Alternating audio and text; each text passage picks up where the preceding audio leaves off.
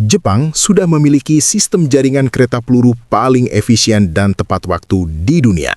Tapi saat ini, mereka sedang membakar dana raksasa sebesar 72 miliar dolar, angka gila yang setara dengan lebih dari 1.000 triliun rupiah untuk sebuah proyek infrastruktur, demi membangun sebuah kereta maglev yang secara harfiah melayang terbang tanpa menyentuh rel fisik. Kendaraan futuristik ini dirancang untuk melesat dengan kecepatan 505 km per jam, menembus langsung jantung pegunungan Alpen Jepang melalui terowongan terdalam yang pernah digali oleh manusia.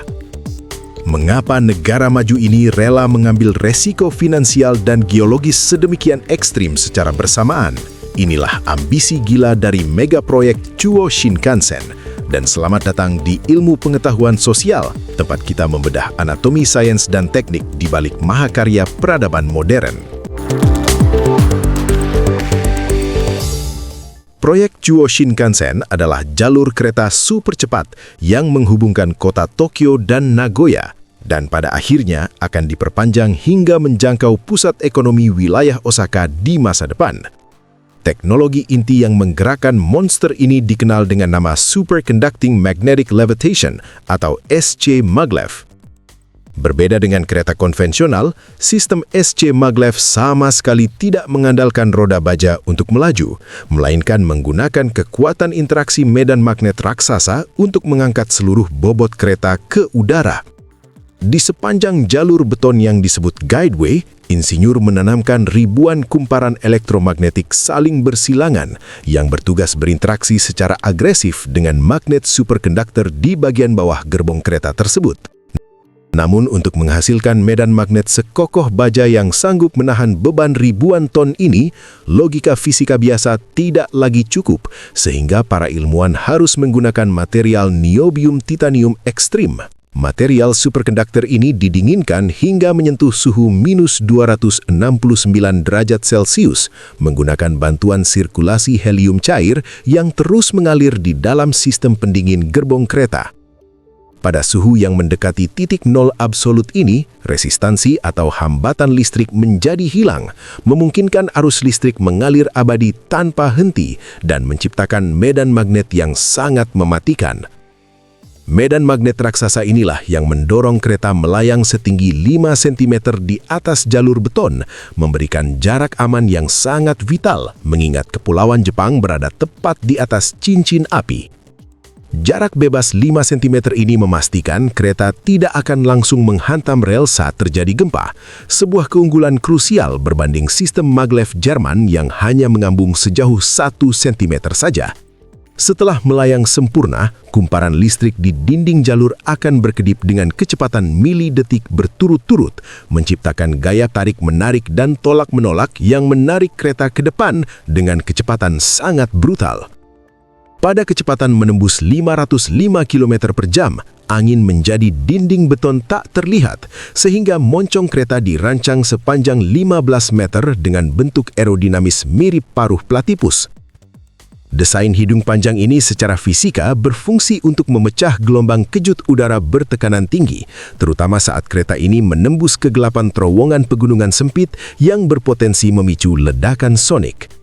Namun, teknologi superkonduktor yang luar biasa ini hanyalah setengah dari keajaiban proyek gila ini, karena tantangan sesungguhnya terletak pada letak geografis rute yang membentang antara Tokyo dan Nagoya. Untuk menjaga stabilitas pada kecepatan 500 km per jam, jalur harus ditarik selurus mungkin, karena sedikit saja belokan tajam akan menciptakan gaya sentrifugal mematikan yang menghancurkan struktur gerbong. Masalah terbesarnya, tepat di tengah garis lurus rute tersebut, berdiri kokoh barisan pegunungan Alpen Jepang.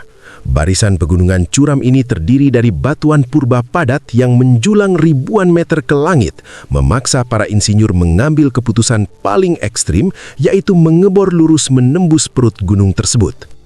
Faktanya, dari total panjang rute 286 km menuju kota Nagoya, sekitar 86% lintasannya murni berada di dalam struktur terowongan bawah tanah.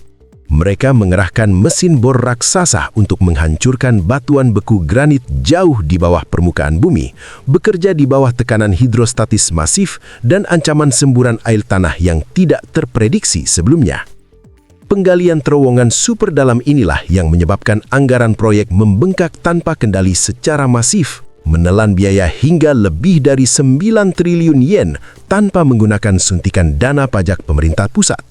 Japan Railway Central sebagai perusahaan swasta raksasa menanggung penuh seluruh biaya konstruksi gila ini karena mereka menyadari bahwa Chuo Shinkansen bukanlah sekedar proyek pembaharuan infrastruktur transportasi sipil biasa.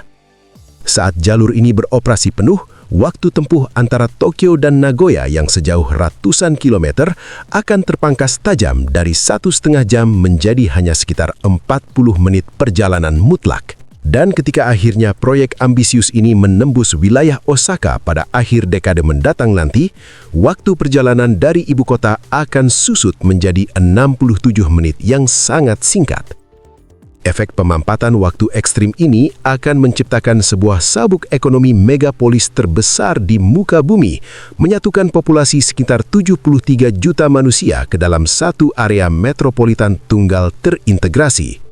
Pekerja ahli bisa tinggal di pedesaan Nagoya yang asri dan melaju ke kantor pusat Tokyo dengan waktu perjalanan komuter yang lebih cepat dibanding naik kereta bawah tanah di dalam kota.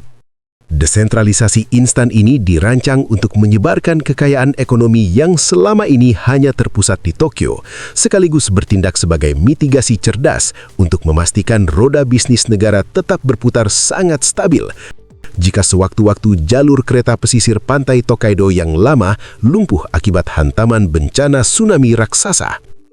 Inilah bentuk evolusi tata letak geografis yang direkayasa ulang secara paksa oleh kecerdasan manusia modern, mengubah pegunungan curam penghalang peradaban menjadi lorong akselerator ekonomi super cepat di masa depan.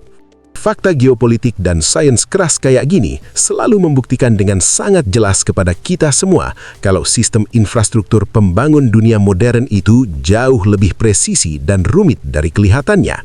Dan buat lo yang suka ngebedah rahasia teknis skala besar di balik layar peradaban ini, kita bakal terus mengupas anatomi teknologi mutakhir kayak gini di channel Ilmu Pengetahuan Sosial.